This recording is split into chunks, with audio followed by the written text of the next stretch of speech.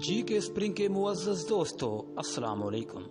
आज हम बात करेंगे इस्लामी दुनिया के मशहूर स्कॉलर शेख अहमद दीदात की। ऐसा इंसान जिसका नाम सुनकर ईसाई कांप जाते थे, जिसका नाम सुनकर पोप अपने कमरे में छुप जाता था, ऐसा इंसान जिसका नाम सुनकर ईसाई मिशनरी अपना रास्ता बदल लेती थी। शेख अहमद दीदात 1918 में भारत के शहर सूरत में पैदा हुए। उनके वालिद पेशे के लिहाज से एक टेलर थे, यानी दर्जी। अभी शेख अहमद दीदात की उम्र तकरीबन बहुत थोड़ी थी, 9 या 10 साल। 1947 में उनके वालिद मुहतरम ने इंडिया से साउथ अफ्रीका की तरफ हिजरत की अच्छे रोजगार के लिए, और वहीं पर शेख अहमद दीदात ने स्कूल में दाखिला ले लिया और अपनी तालीम और तदरीस का सिलसिला जारी कर दिया। अभी वो तकरीबन 6 क्लास में ही थे तो उनके वालिद और वालदा दोनों इंतकाल कर गए, जिसकी वजह से काफ़ी मुश्किलात का सामना करना पड़ा। हत्ता के शेख अहमद दीदात को स्टैंडर्ड 6 में ही स्कूल छोड़ना पड़ा। उन्होंने उस स्कूल को छोड़ दिया, खैराबाद कह दिया, और वहाँ पर एक सेलमैन की शॉप पर एज अ सेलमैन काम करने लगे।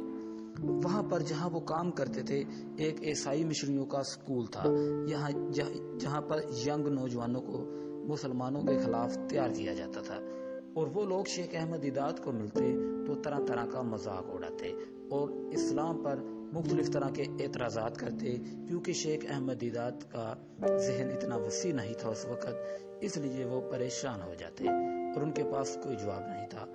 आखिर ये सिलसिला कब तक जारी रहता। फिर एक दिन ऐसा आया, शेख अहमद दीदात के कुछ हालात बेहतर हो गए। जब उनके हालात कुछ बेहतर हुए तो उन्होंने फैसला किया कि मुझे खुद कुरान और बाइबल का मुताला करना चाहिए। तो उन्होंने एक बाइबल खरीदी और एक कुरान खरीदा और दोनों का मुताला शुरू कर दिया। उसी ज़माने की बात है कि लाइब्रेरी से उनको एक किताब मिली जो कि ईसाईयत के खिलाफ लिखी गई थी, मौलाना रहमतुल्लाह किरानवी ने, जो बरसगीर से ताल्लुक़ रखते थे। उस किताब का नाम था ट्रूथ रिवील्ड।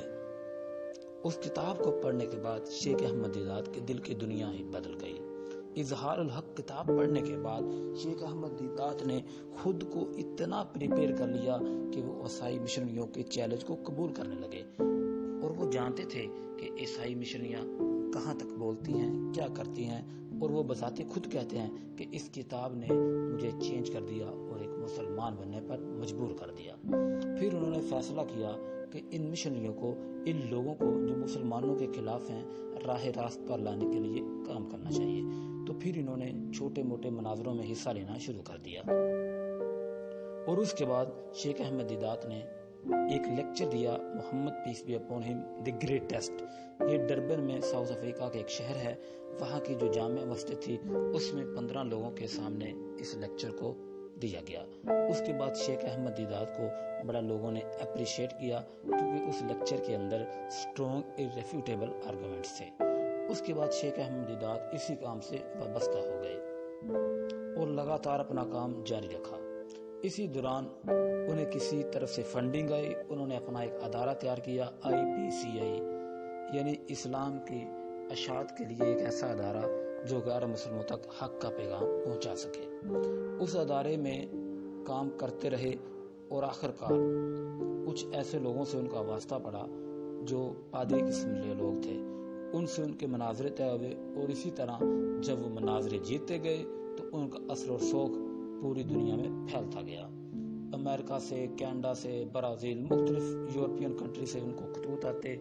लोग उनको बुलवाना चाहते थे अपने लेक्चर के लिए, लोग उनको बुलाना चाहते थे, ईसाई उनको बजाते खुद बुलाते थे मनाजरे करने के लिए।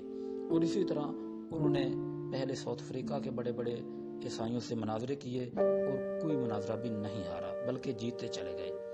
और फिर पूरी दुनिया में वो घूमे। उन्होंने अमेरिका का दौरा किया, कनाडा का किया, और मुख्तलिफ एशियाई और यूरोपियन मुल्कों में उन्होंने मनाजरे किए और ईसाई पादरियों को शिकस्त दी। 1985 में इस्लामी दुनिया का सबसे बड़ा अवार्ड शाह फैसल अवार्ड से उनको नवाजा गया। उसके बाद कुछ उनका रोजगार का सिस्टम बेहतर हो गया, क्योंकि उसकी रकम बहुत ज़्यादा होती है। इस तरह उन्होंने अपने अदारों को मजबूत किया और इंटरनेशनल सतह पर मुतारफ हो गए। फिर उनको अमेरिका के एक बहुत बड़े पादरी ने चैलेंज कर दिया, जो कि अमेरिका का सबसे बड़ा पादरी था, जिमी स्वागट। اس کے کہنے پر وہ امریکہ گئے اور اس کو انہوں نے شکست دی اور بائبل پر سائنسی طور پر اور عقلی طور پر ایسی تنقید کی جس کا ان کے پاس جواب نہیں تھا۔ پھر اس کے بعد انیس، شروش اور کچھ ایسے لوگ تھے جنہوں نے شیخ احمد دیدات کے ساتھ مناظرے کیے اور شیخ احمد دیدات تمام مناظروں میں ناقابل شکست رہے۔ جب بھی وہ کبھی مناظرہ کرتے تھے تو اس میں سب سے پہلے وہ یہ بات کرتے تھے کہ اگر میرا کوئی بھی پوائنٹ ویک ہو یا کوئی بھی میرا پوائنٹ آرگومنٹس کے لحاظ سے ٹھیک نہ ہو اور میں اس مناظرے کے قابل نہ ہوں تو میں عیسائیت قبول کرنے کے لیے تیار ہوں۔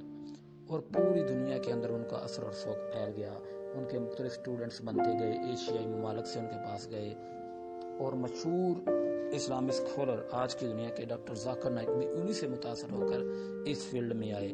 ڈاکٹر ذاکر نائک ان سے 1990 کے دور میں ملے اور پھر وہ تقریباً ان سے کئی بار ملے اور ان سے انہوں نے ٹریننگ بھی لی اور وہ ویڈیو آپ یوٹیوب پر دیکھ بھی سکتے ہیں۔